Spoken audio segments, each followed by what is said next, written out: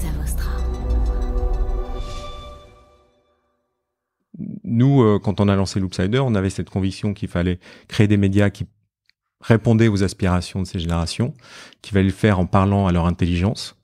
Mais il fallait aussi changer les façons dont les rédactions fonctionnaient. Aujourd'hui, on sait qu'il y a un sujet de modèle économique, on en parlera sans doute, mais il y a une obligation de frugalité. On peut plus avoir fonctionné comme quand moi j'ai commencé ma carrière ou mes associés ont commencé leur carrière. La réalité a changé, la réalité économique des médias a changé, donc il fallait s'adapter à ça. Il fallait s'adapter en utilisant beaucoup plus la technologie.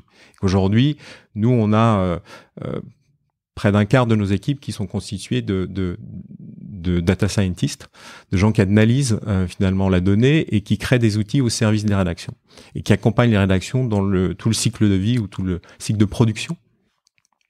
Et donc nous, on écoute beaucoup ce qui se dit et finalement, on crée des contenus qui partent de la conversation sociale et qui génèrent de l'engagement et de la conversation sociale.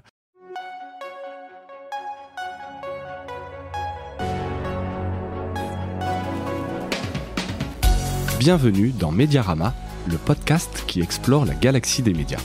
Ici, nous partons à la rencontre de celles et ceux qui façonnent les contenus, les usages et les stratégies de demain. Je suis François Desfossés, cofondateur de Cosa Vostra, agence de conseil tech et créative. Nous accompagnons les médias dans leur transformation digitale. Contactez-moi sur mediarama@cosavostra.com, sur LinkedIn ou sur notre site cosavostra.com.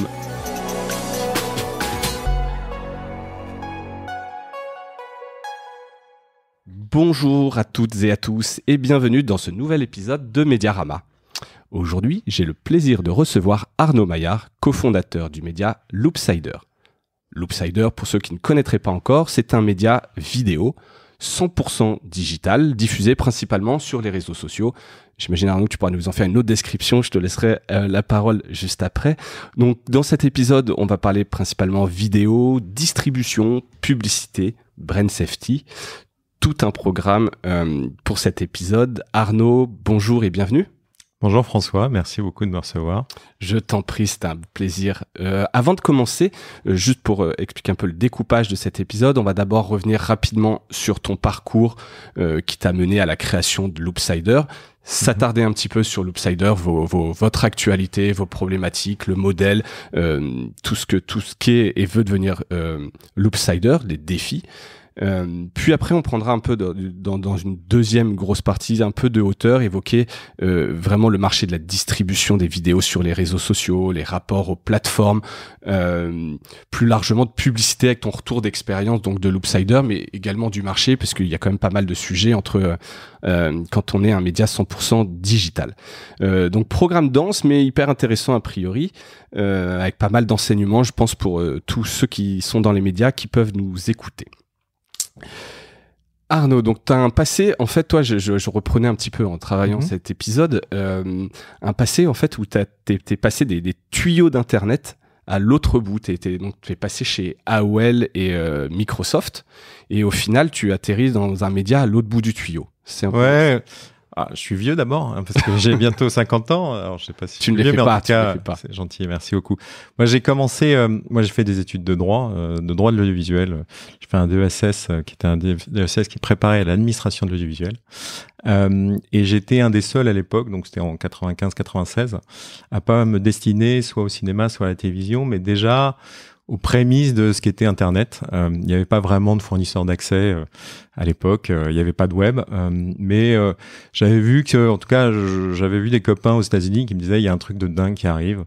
Ça s'appelle l'email. On arrive à s'envoyer des messages à travers les ordinateurs. Et je trouvais qu'il y avait, pour quelqu'un comme moi qui avait un intérêt pour les médias, un truc assez phénoménal. Donc j'ai fait, à la sortie de ce DESS, je suis rentré chez AOL, qui se lançait en France, qui cherchait un peu des moutons à 5 pattes, qui avaient envie de faire du contenu, et qui étaient à la fois des gens qui avaient un point de vue sur le contenu et un savoir-faire technologique. Et finalement, ça a été le début de ma carrière où j'ai fait pendant 10 ans des contenus dans des structures digitales, d'abord AOL et puis Microsoft. Et puis 10 ans après, je suis passé de l'autre côté de la rivière. J'ai passé le Rubicon et je suis allé m'occuper de digital dans des entreprises de contenu. Ouais, donc je suis allé chez Eurosport d'abord. Eurosport, ouais, pardon. Où j'ai dirigé les activités digitales. Et on pourra en revenir parce que c'était passionnant. Les activités digitales d'Eurosport dans le monde. Et puis après le rachat d'Eurosport par Discovery, je suis allé m'occuper, en plus d'Eurosport, d'une partie des marques Discovery pour le monde entier en dehors des Amériques, comme on dit. Et il y a 3 ans, je me suis associé avec 2 personnes éminemment brillantes. Johan Hufnagel, qui à l'époque dirigeait Libération, et Giuseppe De Martino, qui est un vieux camarade à moi que j'ai rencontré il y a plus de 20 ans chez AOL, et qui, lui, faisait partie des dirigeants de Dailymotion. Mmh. Et tous les 3, on a eu envie de lancer un média qui parlait à nos enfants. Cette génération qui regardait de moins en moins les médias traditionnels, qui était née avec les écrans mobiles et les réseaux sociaux. Et on voulait leur parler en images, parce que c'est finalement le médium qu'ils comprennent le mieux, de tous les sujets qui les occupent, qui les préoccupent, et qui sont de leur inspiration naturelle. Donc on a lancé Loopsider, qui est un média qui parle du monde qui nous entoure et qui parle de sujets de société, de justice sociale et puis des urgences environnementales, climatiques qu'on peut connaître. Et puis on est parti du principe que si cette génération, qui finalement s'éloignait des médias traditionnels, elle n'était pas éloignée de la chose information. C'est-à-dire qu'au contraire, c'est une génération qui est extrêmement engagée. Si on doit la réduire à des concepts, c'est la génération MeToo, c'est la génération Black Lives Matter, c'est la génération Greta. Nuit debout à l'époque aussi. Exactement, mais c'est une génération qu'on a tendance à caricaturer, considérant qu'elle étant née avec les écrans, elle est coupée du monde qui l'entoure. Et nous, notre conviction depuis le départ, c'est que c'est tout le contraire, et qu'il fallait leur raconter le monde qui les entourait avec des histoires inspirantes et avec les codes qui sont ceux des réseaux sur lesquels ils sont présents. Donc aujourd'hui, il faut plus attendre d'eux qu'ils viennent chercher l'information, il faut que les informations viennent à eux, et viennent à eux via leurs pairs et via leur communauté. Et c'est ce qu'on a fait avec Loopsider, qu'on a lancé il y a 3 ans. Ok, donc effectivement, donc la transition de la vidéo, voilà, de la production dans ces gros canaux à directement la création de Loopsider. Et effectivement, tu as raison, l'idée de départ est bonne, on s'attardera pas trop dessus, mais il y a chez ces jeunes, et c'est un constat qu'on avait fait aussi quand on avait travaillé un peu pour l'humanité. Je crois qu'on avait parlé, on avait créé Partage Social Club, en se disant effectivement, mais cette génération-là, elle est là, elle a besoin de sens, mais elle a pas aujourd'hui les bons médias. Et c'est à ça qu'effectivement vous répondez. Vous en êtes où aujourd'hui de Loopsider? Donc vous avez créé ça il y a aujourd'hui 3 ans. Est-ce que tu as quelques métriques, que ce soit en termes d'équipe, de nombre de vidéos produites, avant qu'on entre vraiment un peu dans le détail? Ça représente quoi dans le champ médiatique Loopsider?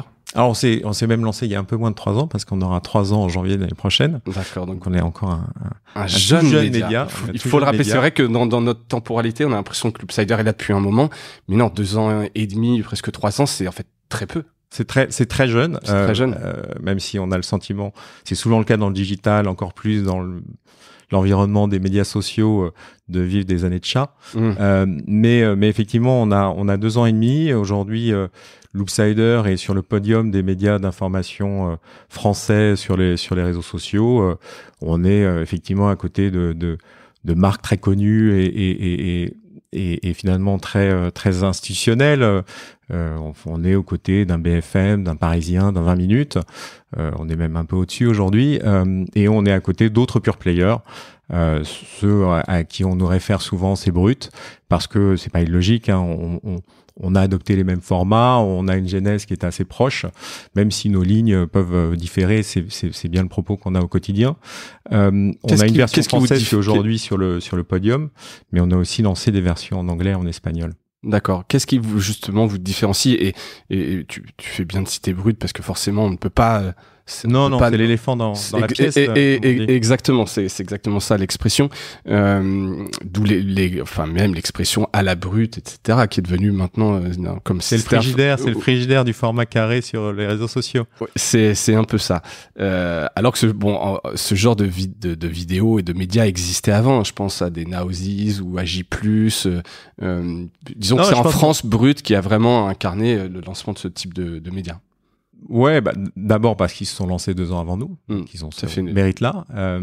Non, je pense qu'on a eu une genèse qui est assez proche, c'est qu'effectivement on a eu une lecture des évolutions des habitudes de consommation qui est la même, c'est-à-dire qu'aujourd'hui il faut aller là où les gens sont, et donc plutôt sur les réseaux sociaux, il faut adopter des codes de narration qui sont adaptés, c'est-à-dire des durées de vue, des formats soit carrés, soit verticaux, qui sont adaptés à la lecture sur les écrans, parce qu'aujourd'hui, on s'adresse à des gens qui nous lisent, qui nous regardent sur les écrans de téléphone mobile. C'est une réalité. Tu connais désormais, le chiffre, c'est à combien de pourcents sur... C'est 95%. D'accord. On a quasiment plus personne qui nous regarde sur des PC. On est une génération d'acteurs médias, mais c'est vrai d'ailleurs de beaucoup d'acteurs économiques et de start-up qui sont nés avec l'iPhone. Alors nous, on est né très longtemps après la création de l'iPhone, mais finalement d'usages qui sont principalement mobiles. Ce qui veut d'ailleurs plus dire grand-chose, parce que l'usage mobile, c'est désormais l'usage... La norme, donc tu dois être exactement plus granulaire et voir... Et c'est presque une marque de mon grand âge que de dire encore, de faire la distinction entre le mobile et le PC. Je pense que pour les gens à qui on s'adresse, c'est plus une distinction parce que globalement, le PC n'est plus un usage à part professionnel. D'accord. Ou à l'école. Ou à l'école, en tout cas, mais c'est pas pour du... Et pour revenir à ta question sur ce qui nous différencie, ce qu'on a en commun d'abord, c'est effectivement ces formats, c'est d'avoir eu cette lecture de l'opportunité que ça représentait de parler différemment d'informations et de considérer qu'il y avait des générations qui étaient particulièrement intéressées par ces sujets-là et capables de s'engager. Et puis effectivement de s'inspirer de marques qui sont nées aux États-Unis. Tu l'as dit, Naosis Media, AJ+, Mike, d'autres, parce que c'est souvent le cas. D'ailleurs, c'est souvent sur le marché américain que se créent ces tendances-là. Après, ce qui nous différencie, je crois, c'est nous, quand on a lancé Loopsider, on a noté plusieurs choses dans le marché. C'est que finalement, les mécaniques d'engagement, elles reposaient sur beaucoup l'indignation et la colère. Et une colère qui existe dans la société. Les années qu'on vient de passer en France nous montrent bien qu'il y a une colère dans la société qui s'exprime et qui s'exprime aussi sur les réseaux sociaux. Il y avait la dérision beaucoup et beaucoup de gens qui venaient... et en télévision, c'est beaucoup là-dessus qu'on a traité l'information, sur le biais de l'humour, mais pour tourner les choses en dérision. Et que nous, notre pari, ça a été plutôt de travailler sur l'inspiration. C'est plus dur parce que c'est une mécanique qui est moins épidermique, mais en tout cas nous on veut raconter des histoires qui parlent du monde qui nous entoure, mais qui parlent de gens qui veulent le changer, qui veulent le changer pour le meilleur. Alors ça paraît quand on parle de sujets de société, de justice sociale, d'environnement, finalement on se rend compte qu'il y a beaucoup de gens qui font beaucoup de choses et qu'il faut les mettre en lumière. Et puis s'il y a un truc qui vraiment nous diffère un certain nombre de sujets qui nous importent chez Loopsider et qu'on voit pas tellement chez nos concurrents. Les questions de diversité au sens large, questions de handicap, de questions du genre, sont des questions sur lesquelles on a été très présent. Et d'ailleurs, on a lancé l'année dernière avec à côté de Loopsider un deuxième média, une deuxième marque qui s'appelle Period avec un point qui aujourd'hui existe principalement sur Instagram et qui est un média féministe.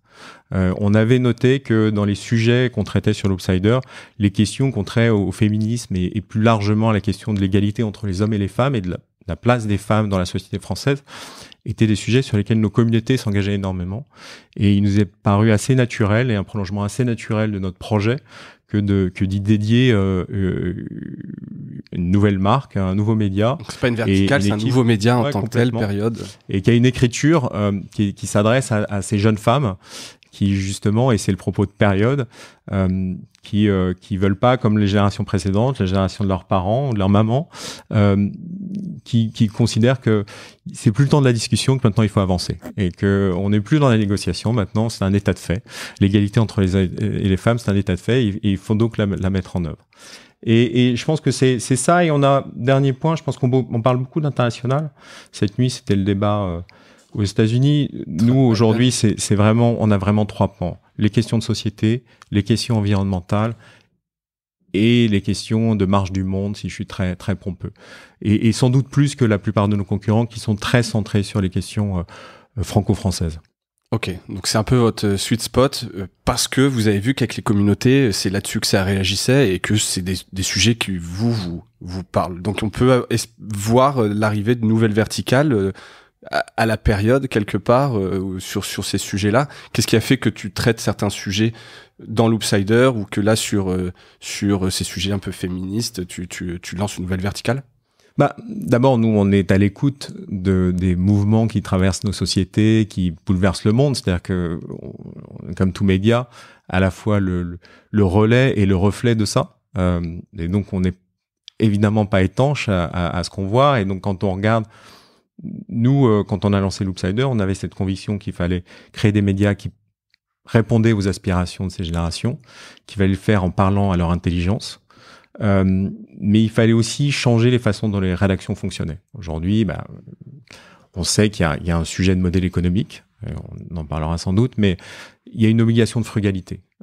On peut plus avoir fonctionné comme quand moi j'ai commencé ma carrière ou mes associés ont commencé leur carrière. La réalité a changé, la réalité économique des médias a changé, donc il fallait s'adapter à ça. Il fallait s'adapter en utilisant beaucoup plus la technologie. Aujourd'hui, nous on a près d'un quart de nos équipes qui sont constituées de data scientists, de gens qui analysent finalement la donnée et qui créent des outils au service des rédactions et qui accompagnent les rédactions dans tout le cycle de vie ou tout le cycle de production. Et donc nous, on écoute beaucoup ce qui se dit et finalement, on crée des contenus qui partent de la conversation sociale et qui génèrent de l'engagement et de la conversation sociale. Et donc, on est tout le temps à écouter et à essayer de décrypter ce dont les gens parlent à un moment donné, évidemment dans notre marché naturel qui est le marché européen, mais bien au-delà, parce qu'aujourd'hui on sait que les tendances, Black Lives Matter, ça a une résonance très forte dans la société européenne et dans la société française notamment. MeToo évidemment, à l'inverse, le mouvement des Gilets jaunes, il a résonné bien au-delà de la France. Donc on sait que de toute façon, le mouvement de l'information fait qu'on se déplace, l'information se déplace très vite et que on vit tout en temps réel partout dans le monde. Et que ce qui se passe à Hong Kong nous touche, ce qui se passe en Chine nous touche. Et malheureusement, l'actualité de cette année nous l'a montré de façon très prégnante. Et donc nous, on choisit des sujets comme ça. On a cette grille d'analyse et finalement, on évolue et on s'adapte et on gère notre grille fonction aussi de ce dont les gens parlent à un moment donné. D'accord, en essayant quand même de garder un cap parce que tu pourrais justement essayer enfin pas essayer mais t'enfermer dans une bulle en disant tourner un peu en rond, t'écoutes ce qui se dit, tu ne fais qu'alimenter en fait un fil, donc ça peut être le danger. Mais je savais pas que vous aviez autant de data scientists parce que c'était effectivement après un peu un des sujets de voir comment vous choisissez vos sujets sur le côté un peu éditorial, donc ça me permet de faire un peu une petite transition sur le choix des contenus. Donc là tu m'as parlé un peu de vos grands c'est peut-être pas une ligne éditoriale mais en tout cas des sujets. Si, c'est complètement une ligne éditoriale. Notre ligne éditoriale, c'est de parler d'un monde qui change et évidemment des urgences qui sont celles des jeunes générations. L'urgence environnementale et climatique, elle est là, et donc les générations sont très conscientes de ça et elles sont mobilisées sur ces questions-là. L'évolution de la société, pour le meilleur ou dans un sens de progrès, c'est là. Et effectivement, ces générations, elles sont féministes, elles se posent des questions sur le genre, elles se posent des questions sur l'égalité des droits et sur toute forme de discrimination, sur la place des personnes en situation de handicap dans notre société. Ça, ce sont nos sujets, mais aussi, on est face à des générations qui, contrairement à ce qu'on peut dire d'elles, ne s'intéressent pas qu'à ce qui se passe autour d'elles et de leur quartier ou des frontières de leur ville. Elles savent que comme je l'évoquais à l'instant, elles sont en prise directe et c'est finalement ce qui est assez fascinant avec ce qu'on a vécu depuis plusieurs dizaines d'années sur l'évolution des médias et de la technologie. Elles sont en prise directe avec ce qui se passe à l'autre bout du monde, en permanence et en temps réel. Donc forcément, elles s'intéressent au monde qui les entoure parce qu'elles savent que le monde et la marche du monde les impactent. Peut-être plus que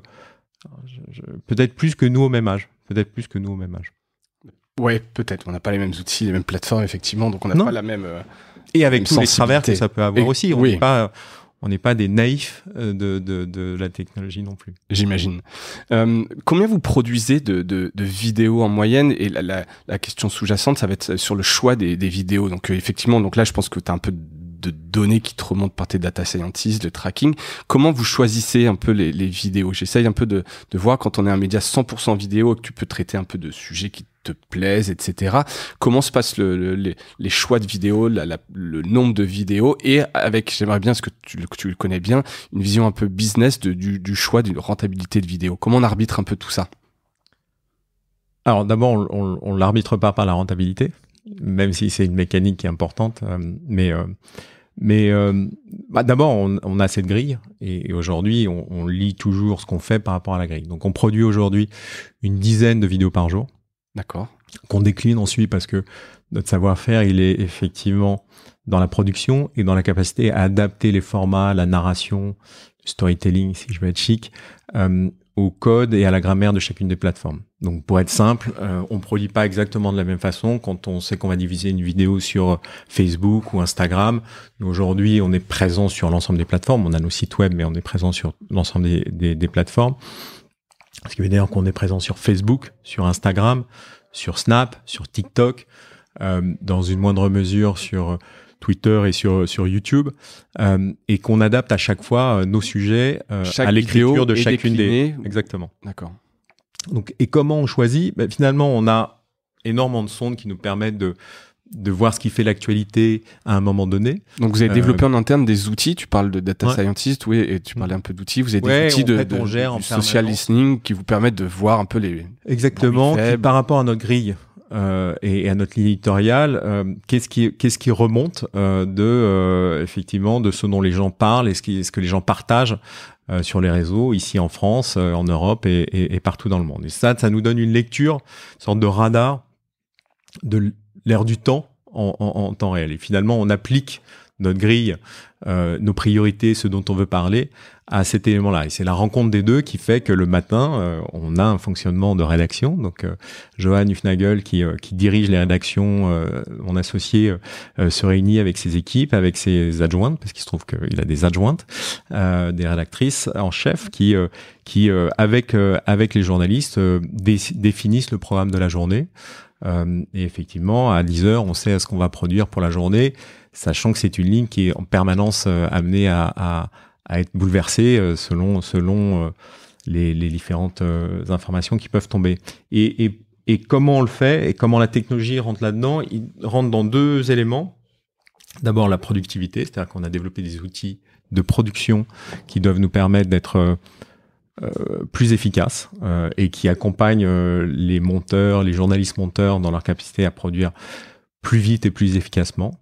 Et puis après, on a des éléments qui sont sur la compréhension de comment les gens interagissent avec nos contenus. Et donc, nous, on analyse aujourd'hui, nos data scientists, ils analysent 500 000 points de données chaque jour autour de nos contenus. Donc, on produit 10 vidéos par jour. Ça fait plus de... ça va faire 7000 contenus qu'on a produits depuis le lancement. Tout ça, c'est une masse de connaissances. Et la vision qui est la nôtre pour Loopsider comme pour Period, c'est d'adjoindre finalement ce qu'est un média. Un média, c'est jamais qu'une ligne éditoriale, une audience. Aujourd'hui, on parle de communauté parce que l'audience, elle est plus passive, elle est très active et elle est partie prenante vraiment du média. Et c'est des talents, c'est les rédactions. En tout cas, nous, notre vision... on a vu, quand on s'est lancé, il y a beaucoup de gens qui faisaient la promesse qu'on pouvait tout automatiser et qu'aujourd'hui, les rédactions allaient être remplacées par des automates. Ouais, un bullshit ou un... Ouais, c'est ça, c'est dans l'esprit, l'intelligence artificielle. Ouais. Qui résume un article, qui fait une vidéo avec du stock photo. Qui est un spécialiste, qui appelle ça plutôt stupidité artificielle. Il faut la laisser là où elle est, c'est-à-dire qu'elle sait traiter et analyser énormément de données très très vite, et elle peut effectivement, par des mécaniques de machine learning, le faire à très grande échelle. Mais aujourd'hui, notre conviction, c'est qu'elle ne peut être qu'un outil au service des rédactions et de la créativité. Et c'est la vision qu'on a nous. Donc nous, on utilise la technologie pour rendre les rédactions encore plus efficaces et leur permettent effectivement de vivre dans cet univers qui est le nôtre, qui est celui des algorithmes, parce qu'aujourd'hui, la distribution, notre métier, c'est la production de contenu, donc c'est la lecture de la pertinence de la ligne en temps réel, c'est le fait de produire et d'écrire des vidéos qui correspondent à la grammaire de chacune des plateformes, mais c'est ensuite de comprendre les mécanismes de distribution et comment les algorithmes... Alors, craquer le code, en tout cas, les optimiser. Oui, il faut comprendre comment pour avoir le maximum de reach.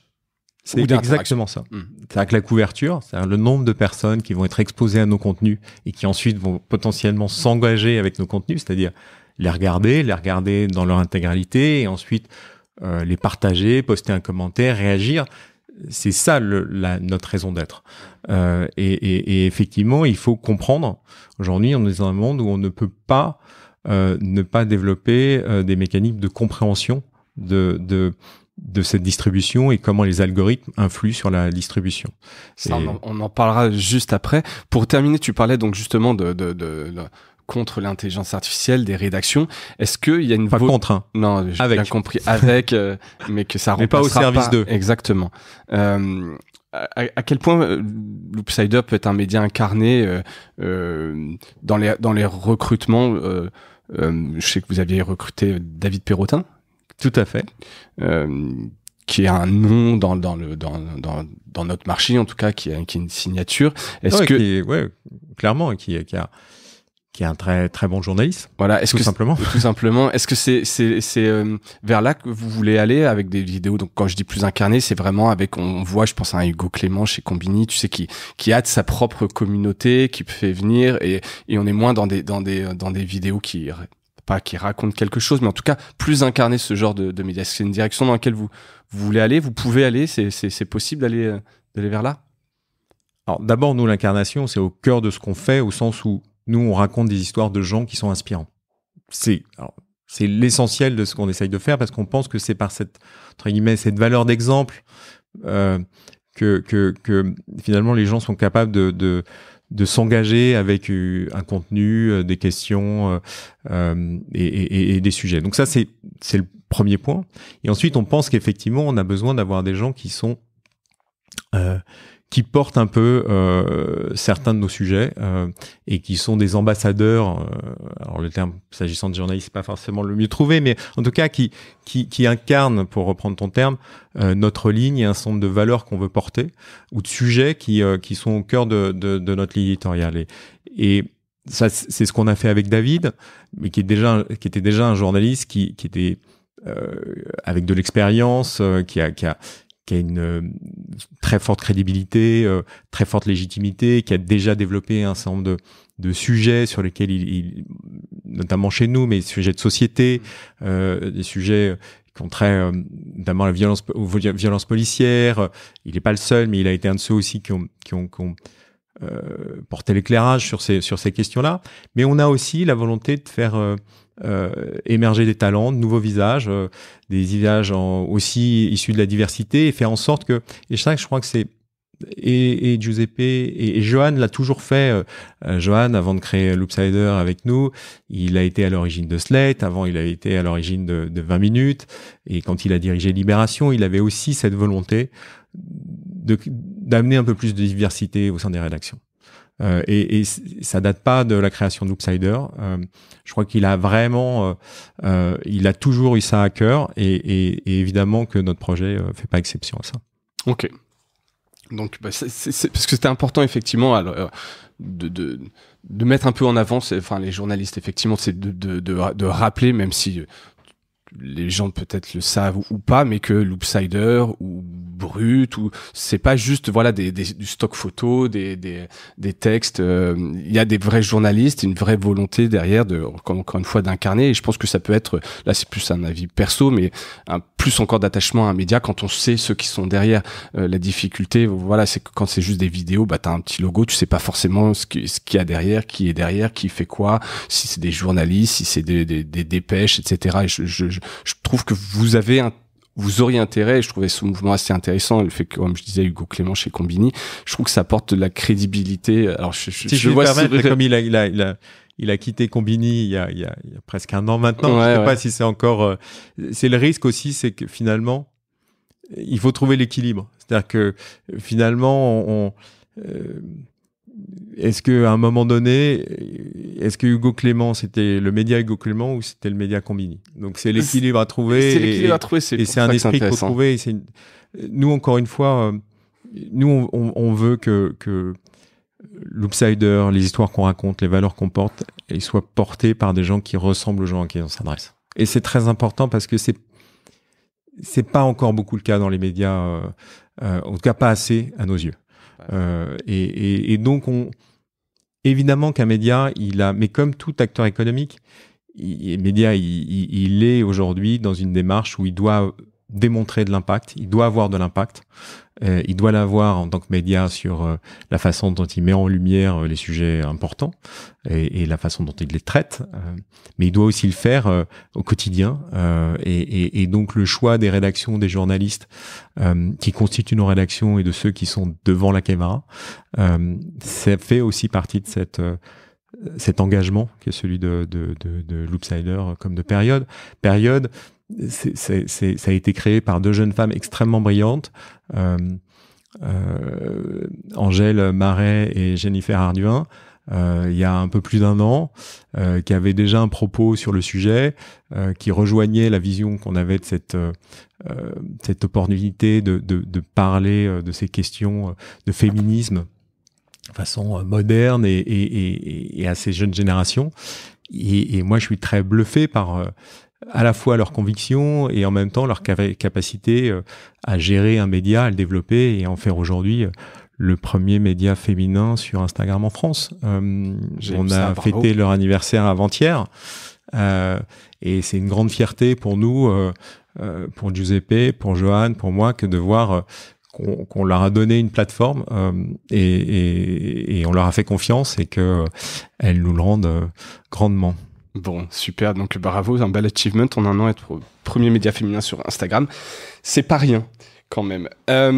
Merci. Merci pour elle. Ouais, bah écoute, non mais c'est très cool. En plus, un beau sujet. Tu me disais que tu avais écouté l'épisode avec Mélissa Bounois. C'est des sujets qui sont importants. Il faut en parler, il faut les mettre en avant. Donc, ouais, Mélissa de Louis qui a aussi travaillé chez Slate avec Johan, donc il y a une forme de filiation aussi. Je ne sais pas si elle le prendrait comme tel, mais ça fait très patriarcat de le dire comme ça. Il faut que je fasse attention. Exactement.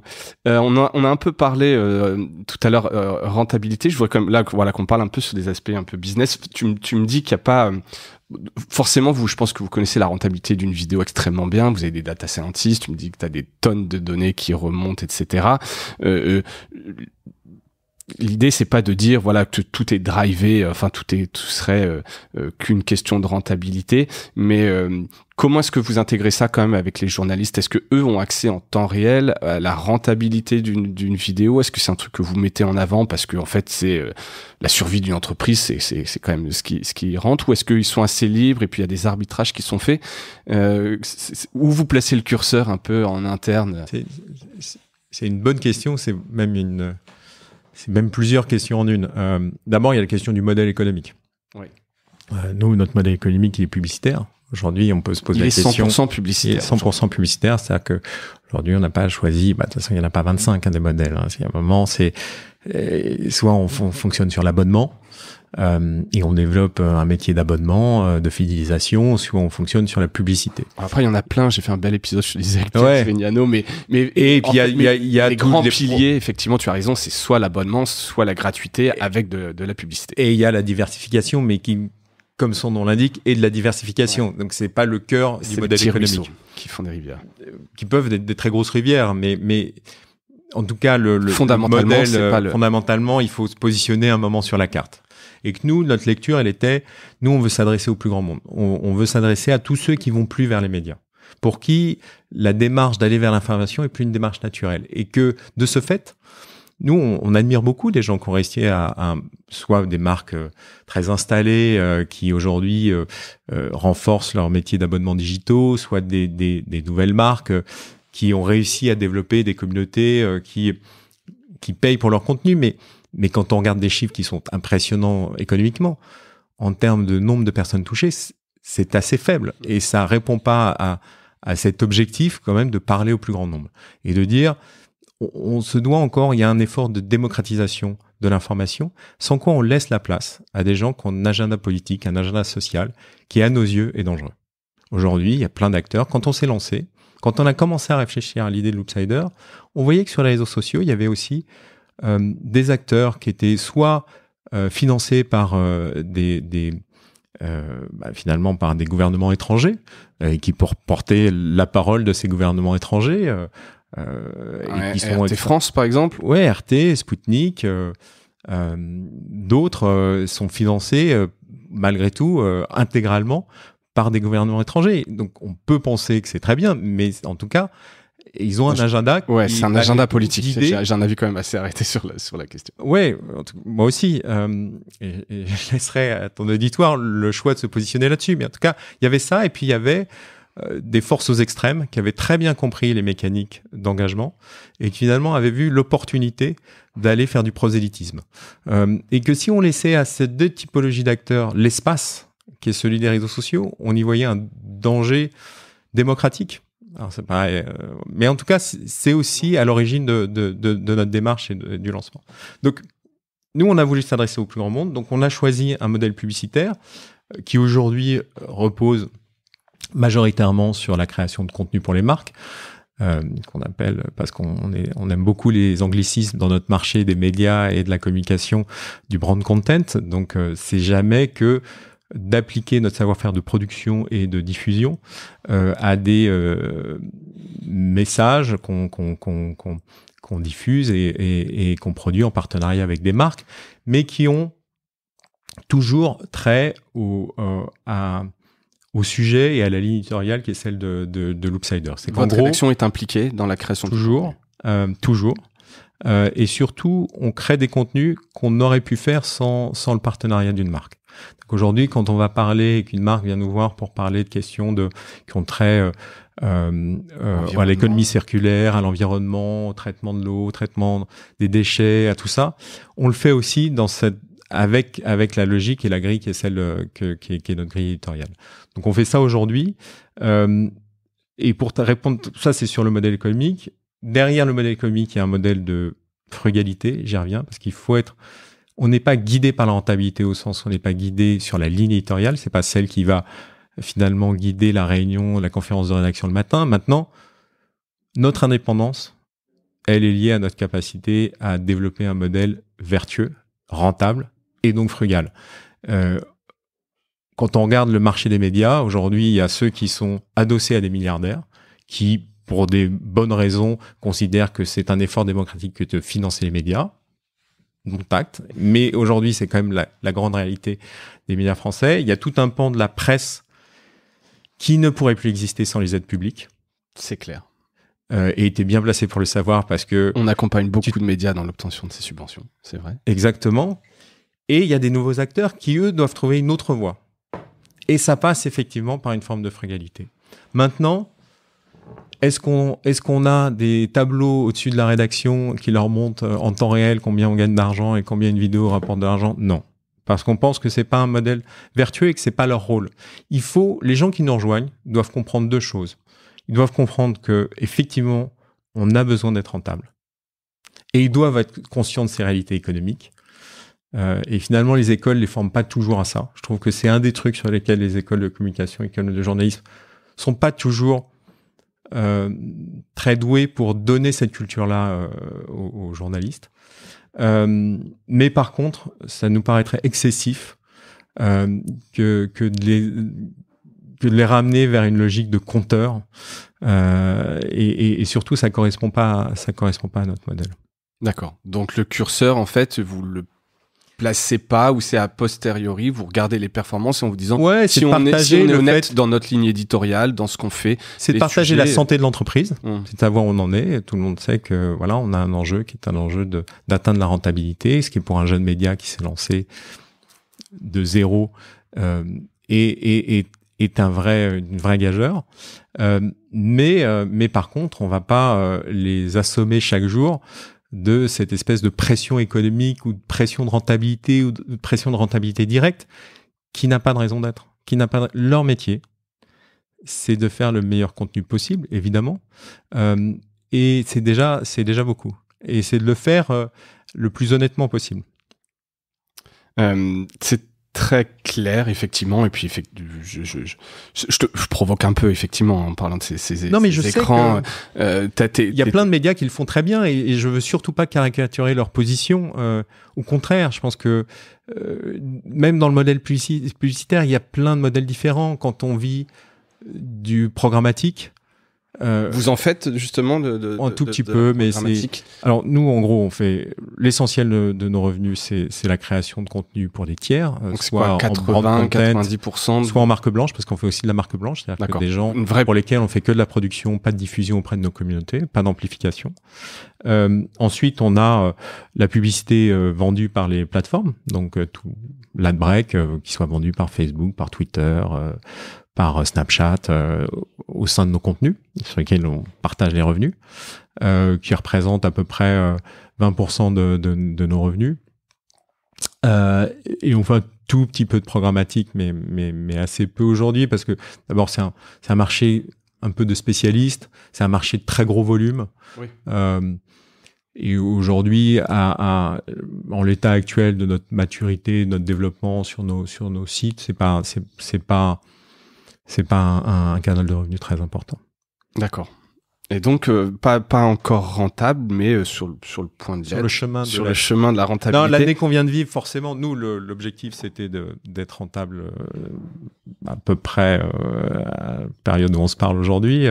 Évidemment que la crise de la Covid a changé la donne pour tout le monde, pour tout le marché. Il n'y a aucun particulièrement acteur... mais tous les médias, en fait, grosso modo, ont largement souffert. Alors certains ont pu engranger pas mal de nouveaux abonnés payants, parce qu'en fait la consultation elle a un peu explosé pendant le confinement, mais au niveau publicitaire ça a été nettement plus compliqué. Je crois une baisse de 20 à 30% des recettes publicitaires pour les médias. Ouais, après ça dépend de qui on regarde, quel secteur. Il y en a qui ont beaucoup plus souffert que d'autres. Alors le paradoxe c'est qu'évidemment tous les médias ont vu leur audience exploser, hein, et on n'a pas échappé à la règle. C'est-à-dire que nous, pendant le confinement, post-confinement, on a et même après, hein, là on a fait le meilleur été de notre histoire, sans qu'on se l'explique véritablement. Donc ça veut dire qu'il y a des gens qui nous ont découvert sans doute pendant le confinement et qui finalement sont devenus des lecteurs réguliers. Et qu'effectivement il y a eu une période où les annonceurs, les agences avaient plus de mal, manquaient de visibilité sur leur situation économique, et donc le premier élément qu'on coupe, c'est souvent la publicité, et en tout cas quand on manque de visibilité. Et en fait, ce qui a changé, c'est évidemment ça a eu un impact pendant 2-3 mois, très fort, mais c'est surtout que les cycles de vente ont changé, donc on manque de visibilité. C'est-à-dire que les choses, on peut avoir des deals qui tombent en une semaine, et on a un pipe de business qui est un peu différent de ce qu'on voyait avant la Covid. Est-ce que ça, il va avoir un retour à la normale très peu de temps? J'en suis pas sûr. Mais nous, on vise toujours là quand même dans le marché des annonceurs de prudence. Ouais, il y a une grande prudence. Il y a une grande prudence parce que on sait pas trop ce que les prochains mois nous préparent. On voit dans certains pays des reconfinements. Forcément, tous les acteurs économiques font attention à leurs dépenses, mais on reste optimiste sur le fait d'atteindre notre rentabilité en début d'année prochaine. D'accord. Et ce qui est très important pour nous, parce que ça valide. On croit vraiment au modèle de rentabilité d'un média, et quand on regarde autour de nous dans le marché, on croit vraiment que c'est le gage de notre liberté d'arriver à développer ça, et on fait tout pour.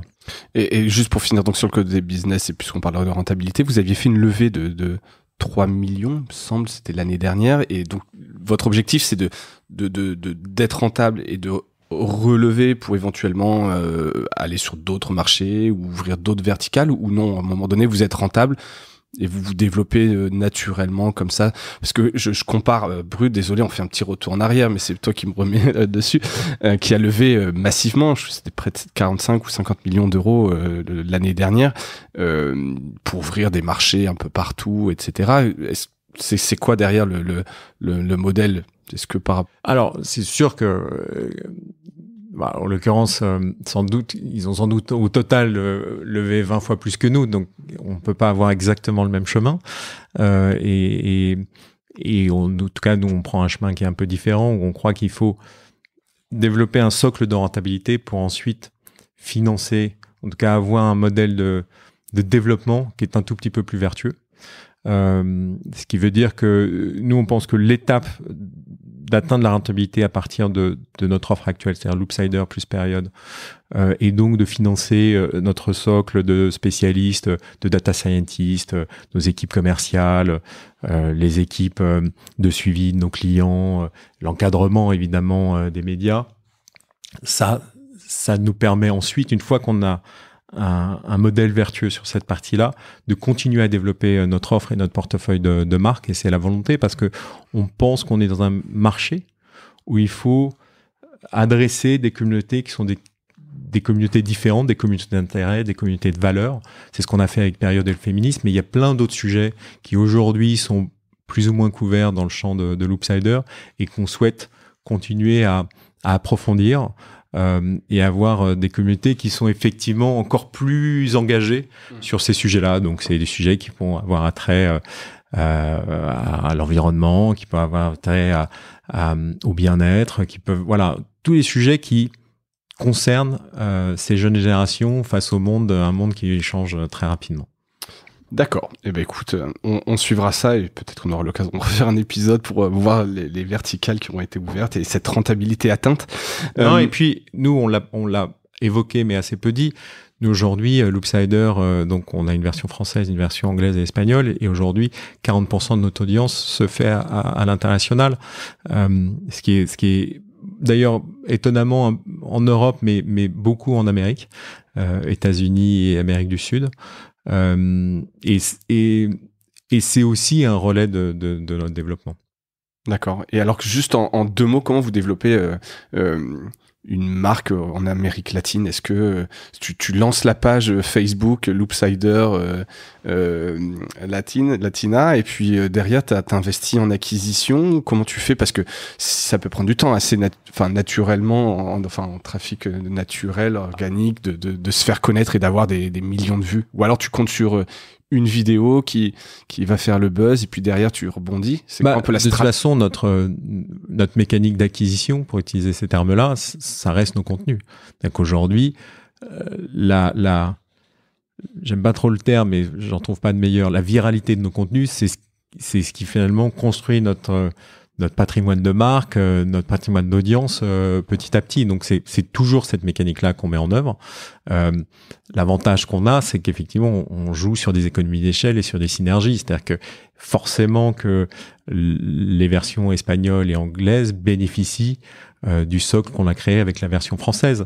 Même si aujourd'hui on a en gros 50-50, c'est-à-dire 50% de contenus qui sont internationaux, plutôt venant de la version française, et 50% de contenus locaux, ce qui aujourd'hui, vu l'échelle géographique sur laquelle on s'adresse, est assez générique. C'est-à-dire qu'en gros, on va parler de sujets qui concernent les audiences anglophones ou hispanophones, soit ça soit un sujet en Amérique du Sud, au Mexique, en Colombie. Nos gros marchés, en dehors de l'Espagne, c'est le Mexique, la Colombie et l'Argentine.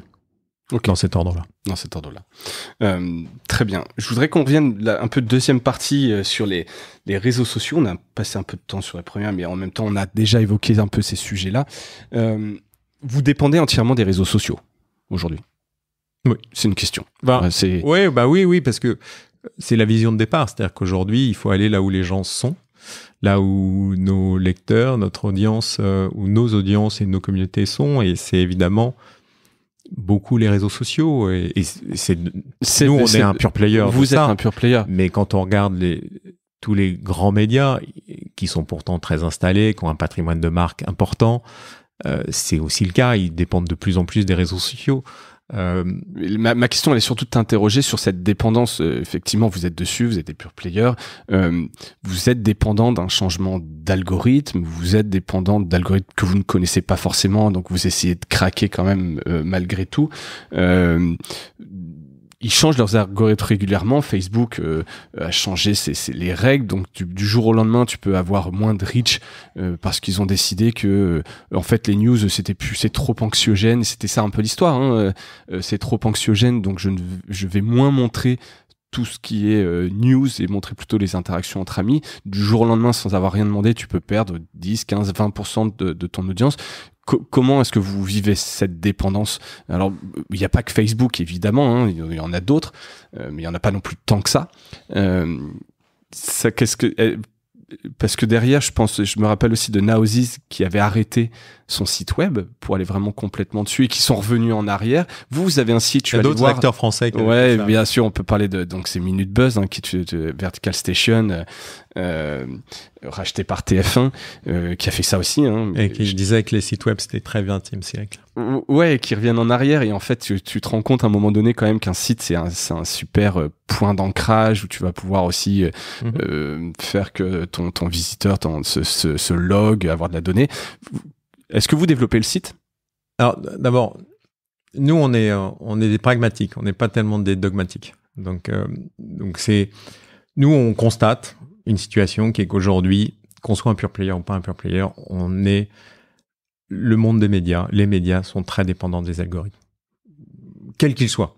Alors, chaque plateforme a son algorithme, mais même au-delà, la diffusion, la présence dans l'Apple Store pour les podcasts, sur Spotify, elle est aussi guidée par les algorithmes.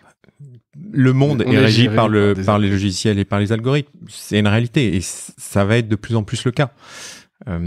Qu'on l'aime ou qu'on l'aime pas, c'est la réalité. Donc, il y a un moment où notre lecture, nous, on était tous les trois des execs dans des grands groupes médias et on se disait, il y a une vague dont on a beaucoup bénéficié. Hein. On a quand même eu la chance, on est une génération, pour faire le vieux con, mais on a une génération qui, à la fois, qui a vu l'émergence d'Internet, qui a vu arriver l'iPhone et le mobile, et ces deux ruptures énormes, et qui a vu ensuite les réseaux sociaux. Et pour les médias, ça a été 3 bouleversements énormes et sans doute que, dans une certaine manière, mesure l'intelligence artificielle et l'impact de l'intelligence artificielle va être aussi un bouleversement pour le monde des médias. Donc ça a été une formidable affaire d'opportunité, parce que c'est la réalité. Moi, j'ai fait toute ma carrière dans cette période-là. Et ça a été quand même aussi un relais de croissance. Ça a été une période de bouleversement, voire de menaces, hein, parce qu'aujourd'hui, effectivement, les gatekeepers sont ceux qui ont le pouvoir. C'est la réalité. C'est la réalité. Donc, il faut, et notre lecture, ça a été de dire, il faut créer des organisations, des rédactions qui sont conscientes de ça. Et il faut donc, plutôt que de se méfier de la technologie, il faut essayer de l'adopter. Et oui, c'est risqué. Oui, c'est compliqué. Oui, par moment, on comprend l'algo, par moment, on le comprend pas. Mais en tout cas, pour nous, le pire serait de l'ignorer. Et il faut mieux essayer de monter sur le dragon que d'essayer de se mettre la tête dans la terre, quoi. Non, mais c'est un vrai sujet parce que oui, nous on investit pour une boîte qui est encore une petite structure. On investit beaucoup dans la technologie à notre échelle et beaucoup plus que tous les médias par lesquels on est passé. Mais ça, on peut le faire parce qu'on est entrepreneur. Oui. On est des jeunes entrepreneurs et avancés en âge. Mais c'est aussi parce que on n'avait plus forcément le moyen de porter cette vision-là dans nos rôles précédents. Et que cette lecture de ce qu'était le contexte de marché, l'importance qu'a la technologie, qu'ont les algorithmes dans notre environnement, il fallait effectivement essayer d'y répondre. Et c'est ce qu'on tente de faire chez Loopsider et chez Period. Mais il se trouve que dans la répartition des rôles, évidemment, Johan est sur la gestion des rédactions et porte la ligne éditoriale. Même si on regarde tous ce que fait chacun. Giuseppe, il est plutôt sur les questions finalement de modèle économique, de business, de relations avec nos partenaires.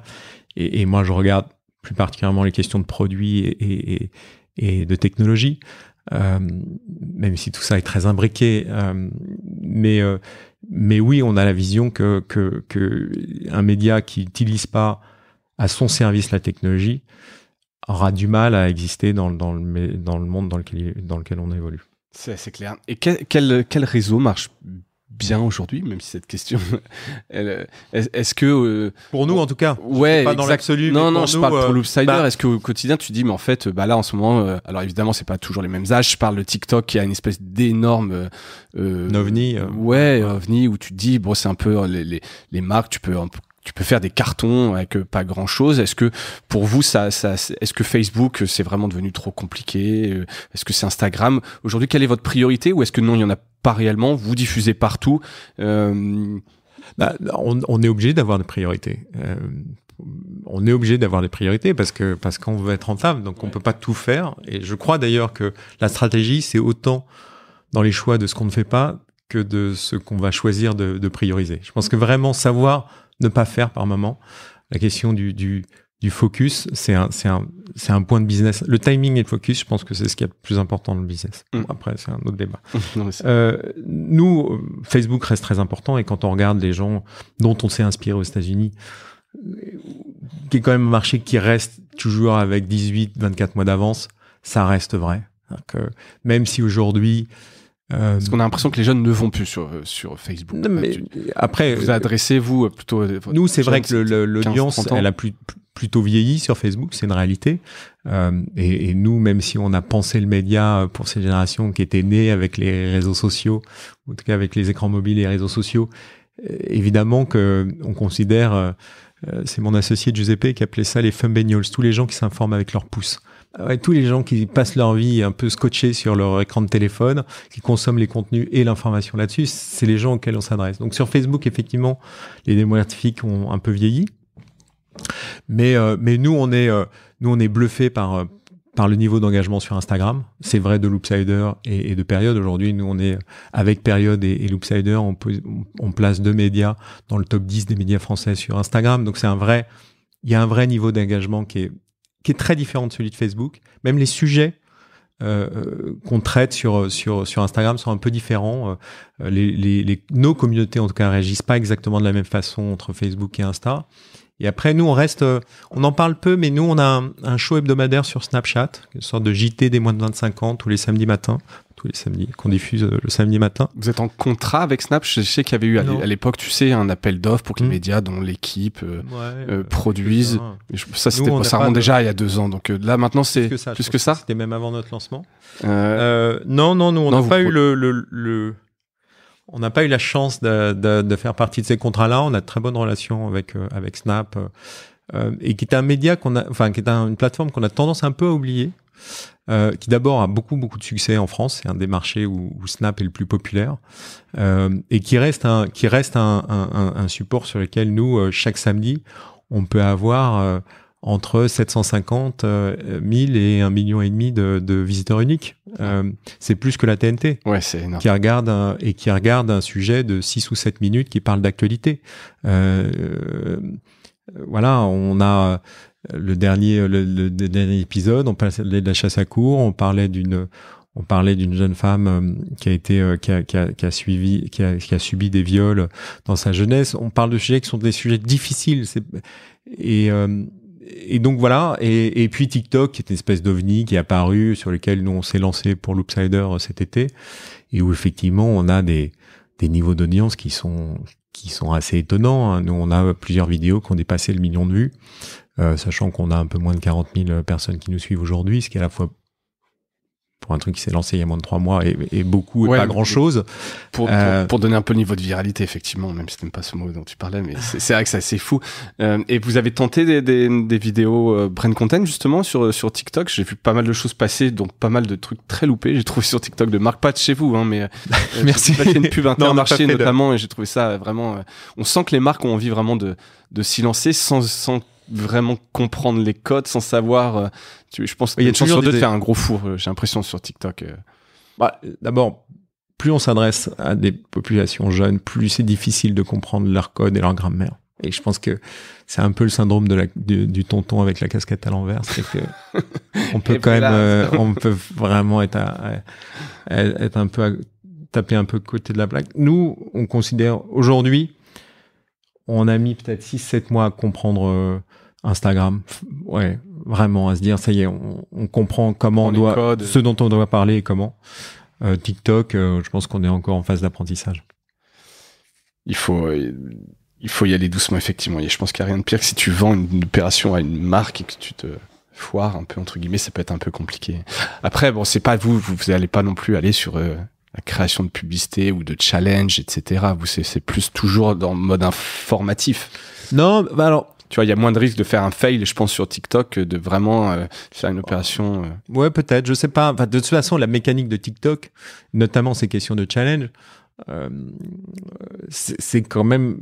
Il faut intégrer, à partir du moment où on se diffuse sur une plateforme, il faut en comprendre les mécanismes et accepter de jouer le jeu. Après, comment on les adapte ? Non, tout va bien. C'était juste les micros. Tes associés qui me donnent des instructions en parallèle. Il faut qu'on partage le micro désormais.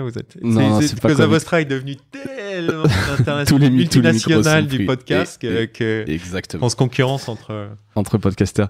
Non, mais sur TikTok, juste par curiosité, parce que donc toi tu le disais, t'as un âge un peu avancé. C'est plus, moi je te taquine, mais sur TikTok, comment vous faites pour justement, est-ce que vous faites des focus group, est-ce que vous parlez à droite à gauche, ou est-ce que parmi vos rédactions des gens utilisent vraiment TikTok, parce que nous en interne, tu vois, chez Cosa Vostra, bon, on a quelques salariés qui sont dans la tranche d'âge. Toi aussi, t'es trop vieux. Ah non, mais totalement. Je l'assume en plus. Voilà, TikTok, c'est pas mon truc. Je regarde ça avec beaucoup de curiosité, mais voilà, j'irai pas me lancer, tu vois, sur faire quelque chose sans consulter ceux vraiment qui l'utilisent. Est-ce que vous faites un peu de veille là-dessus, des focus group, vous attendez de voir, ou est-ce qu'en interne, la moyenne d'âge des journalistes fait que c'est un peu leur outil, ils connaissent ça bien? Alors, on est toujours le vieux de quelqu'un, d'abord. Et c'est vrai aussi là-dessus, c'est-à-dire que nous, on a des très jeunes journalistes qui disent, TikTok, c'est plutôt pour mon petit frère ou ma petite sœur. Et donc, on est quand même aussi, on a ça, on essaye d'avoir des gens toujours dans l'équipe et au sein des rédactions, des gens qui sont natifs de certaines plateformes. Alors, sur TikTok, c'est aujourd'hui un peu plus difficile. Donc oui, non, on fait beaucoup. Alors, on fait pas de focus group, mais on fait beaucoup de veille. Ouais, on regarde tout ce qui s'y fait. On essaye de comprendre. D'autant que TikTok est quand même dans une démarche. C'est une plateforme qui essaye de faire évoluer un peu, de s'éloigner de ce qu'était Musical.ly, donc la chorégraphie, le lip sync, et d'aller vers un peu plus de substance, un peu plus de matière, et voilà, pas juste du vrai contenu, on va dire. Ouais, avec des codes et avec quand même cet algorithme qui est très particulier, hein, et un public qui est malgré tout assez jeune. Donc il faut comprendre ça. Donc nous on fait ça, mais très honnêtement, c'est ce que je te disais à l'instant, on apprend en faisant. C'est vraiment pragmatique. Ça. C'est-à-dire que on regarde, on teste des trucs, on essaye évidemment d'avoir une ligne, hein, notamment dans le format, dans la narration, dans le rythme. Ça. Puis finalement. On apprend en faisant et c'est la beauté. Moi, j'ai toujours bossé dans le numérique, dans le digital, et c'est formidable. Moi, ça fait donc 25 ans que je bosse. Tous les matins, je me réveille avec les audiences. Et plus j'ai évolué en âge ou en expérience, et plus il y avait d'informations. Et aujourd'hui, quand je te dis qu'on traite chaque jour 1,5 million de points de données, c'est qu'effectivement, selon les plateformes, on a énormément d'informations sur la façon dont les gens consomment nos contenus, interagissent avec nos contenus, qui sont pas juste une sorte de vanity métrique à la vue, qui est un élément de contexte, parce que aujourd'hui, quand on est, on génère à peu près 200 millions de vues par mois, ce qui est quand même un gros chiffre. Colossal, oui, dit comme ça. Et qui en même temps, je sais pas dire ce que ça représente, quoi. On touche chaque jour plus de 5 millions de personnes. Je sais pas dire ce que ça représente. Enfin, si, je vois, mais donc oui, nous, on essaye d'être pragmatique et ensuite d'utiliser la donnée. On croit beaucoup à la valeur des chiffres. Ouais, ça je l'entends, c'est assez récurrent dans ton discours effectivement, mais en même temps, comme tu le dis, avec toutes ces données, tu peux pas t'en passer. Et ça permet aussi un peu de faire une transition sur un des derniers points que je voulais voir avec toi, qui était un peu tout ce qui est brain safety, qui était un grand terme dont on a beaucoup parlé cet été. Toutes les mesures, en fait, brain safety, c'est toutes les mesures prises pour que la publicité d'un annonceur en fait n'apparaisse pas dans un contexte négatif ou qui pourrait lui nuire. Et je faisais un petit historique en fait en 2016, il y a Facebook qui avait fait un peu un mea culpa en disant que les chiffres de vues des vidéos étaient fausses. Il y a eu le départ un peu d'une érosion de la confiance des annonceurs. Mars 2020, donc là une étude Kantar auprès des Français par rapport à leurs attentes auprès des marques, 61% considèrent que les marques devraient mettent en avant les actions concrètes qu'elles mettent en place pour aider la société. En août de cette année 2020, plus de 1000 marques qui ont boycotté Facebook, Adidas, Starbucks, Procter, etc. Est-ce qu'on assiste à un basculement et qui pour le coup, d'après ce que tu me dis, serait plutôt en faveur d'un loopsider? C'est que quelque part, en fait, la programmatique fait peur à tout le monde. Aller sur des plateformes où t'as beaucoup de métriques, mais tu sais pas s'ils sont vrais, c'est compliqué. Est-ce qu'en fait, on peut pas se basculer et se dire, tiens, je vais aller sur du brand content, en fait, plutôt véhiculer des valeurs? Est-ce que toi, en tant qu'acteur dans ce marché, tu sens un grand basculement? Qu'est-ce que ça, la brand safety? Est-ce que c'est quelque chose qui est réel pour toi, que tu vis au quotidien? D'abord, nous, c'est notre promesse. C'est-à-dire que nous, nos partenaires, d'abord, on leur garantit le contexte dans lequel le message va être diffusé. On est en partenariat sur la façon dont on produit. Donc, il y a un vrai dialogue, ça, qui sont très en contrôle sur auprès de qui le message va être porté, dans quel contexte, à côté de quelle vidéo, et ensuite comment les vidéos vont être, comment le message va être construit. Donc évidemment que c'est très différent, mais je pense surtout que nous, ce qu'on pense, c'est que il y a effectivement la question de brand safety. Certes, la question du programmatique. Si le marché est allé vers le programmatique, c'est qu'il y avait des raisons. Des raisons de rentabilité, d'efficacité, d'enchères, d'automatisation, de capacité à toucher des cibles. Il y a des raisons. Donc le marché, il peut être moutonnier, mais en tout cas, il a un rationnel quand il prend une décision. Le brand content, il est par nature plutôt safe parce qu'il est contrôlé. Il est contrôlé à toutes les étapes de production et de diffusion. Mais au-delà de ça, je pense que le vrai sujet, c'est, et en tout cas, nous, notre point de départ, c'est de dire, il y a tout un pan de la population, et notamment les plus jeunes, qui globalement a les moyens d'éviter la publicité aujourd'hui. Aujourd'hui, on en parlait beaucoup il y a 2-3 ans, on en parle moins aujourd'hui, mais les adblocks n'ont pas réduit. C'est-à-dire que les gens, aujourd'hui, ils ont plein de moyens d'éviter la publicité. La publicité intrusive. Et donc, si le marché, l'industrie de la publicité se voile la face par rapport à ça et continue de fonctionner avec des mécanismes de réclame un peu anciens, les plus jeunes générations, elles trouveront toujours le moyen de plus être confrontées à ces messages-là. Et aussi, soyons honnêtes, avec une forme de défiance par rapport à ce mode de communication. Donc il faut un peu réinventer le modèle. Et nous, modestement, on considère être un chaînon de ça, et dans la façon dont on parle aux gens, dans la façon dont on raconte les histoires, aujourd'hui, toutes les entreprises se doivent d'avoir un engagement responsable, solidaire, social, environnemental. C'est désormais essentiel, et d'ailleurs toutes les grandes boîtes l'ont.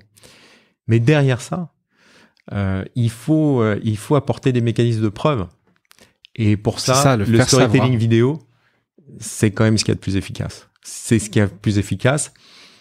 Et je crois qu'il y a effectivement de plus en plus de marques, d'annonceurs qui s'en rendent compte, et qui sont aujourd'hui dans une démarche où de plus en plus ils veulent porter un discours. Alors parfois ils veulent le faire par eux-mêmes, avec plus ou moins de succès, parfois en partenariat, sur la production, sur la diffusion, et c'est là où effectivement nous, notre modèle, c'est de l'apporter tout notre savoir-faire qui est lié au fait de produire 10 vidéos par jour, de les diffuser, de comprendre les communautés, de la façon dont les gens réagissent, la façon dont ils communiquent. Et d'ailleurs, nous, on considère que notre modèle, il est aujourd'hui évidemment celui du contenu de marque, de la production de contenu de marque, mais il va plus loin. Il est dans la capacité à accompagner un partenaire sur un sujet donné. Nous, on a, je le répète, plusieurs milliers de sondes.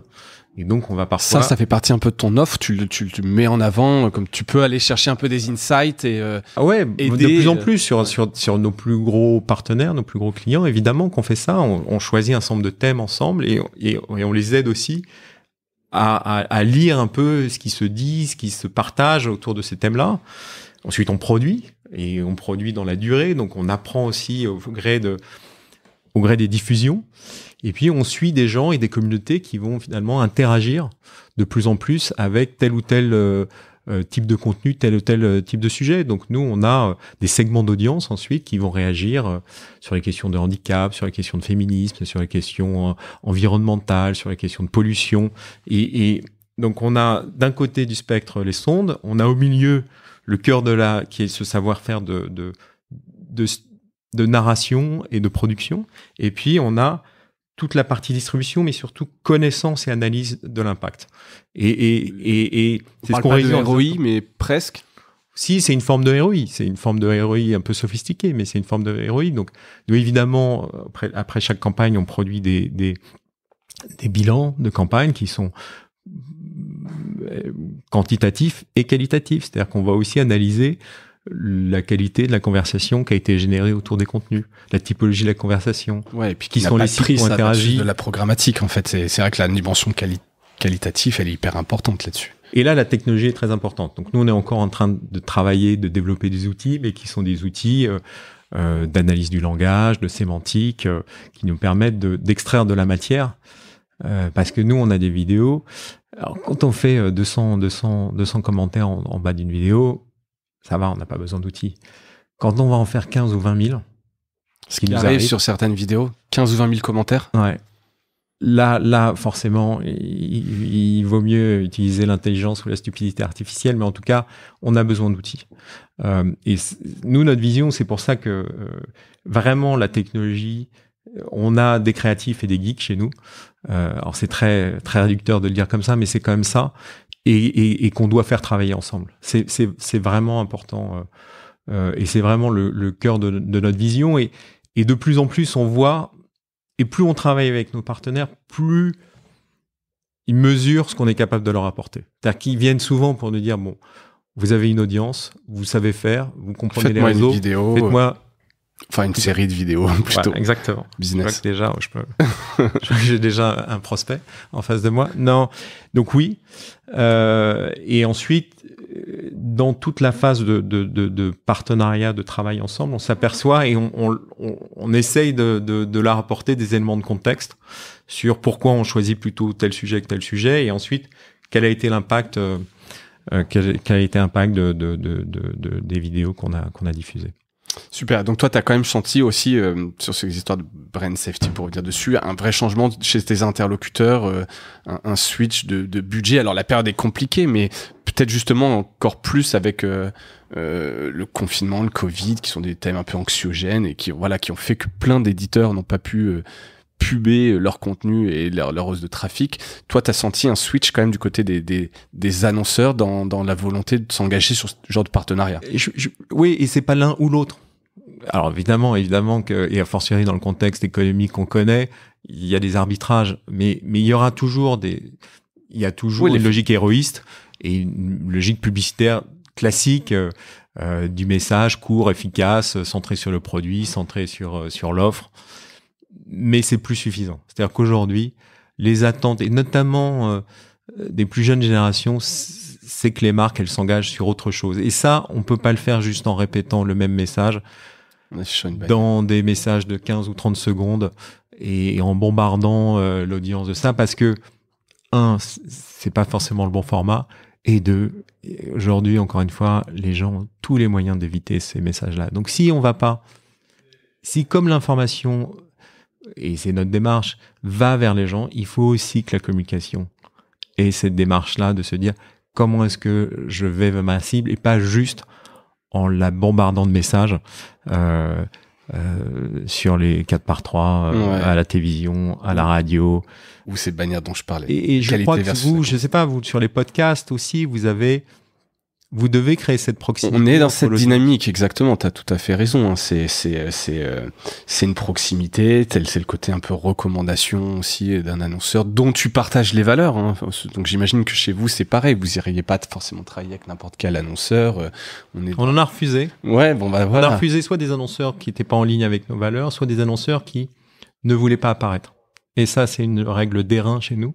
C'est-à-dire que la transparence, la confiance, nous, notre patrimoine, notre actif, c'est notre savoir-faire, c'est notre créativité, c'est le talent de nos équipes, mais c'est quand même la confiance que nous portent des gens qui décident de venir voir des contenus Loopsider et de considérer qu'ils leur parlent du monde tel qu'ils veulent le voir, en tout cas tel qu'ils veulent le voir évoluer. Cette confiance-là, on peut pas la mettre en péril en allant chercher des gens qui faisant un brain content caché qui ferait passerait pour du vrai contenu.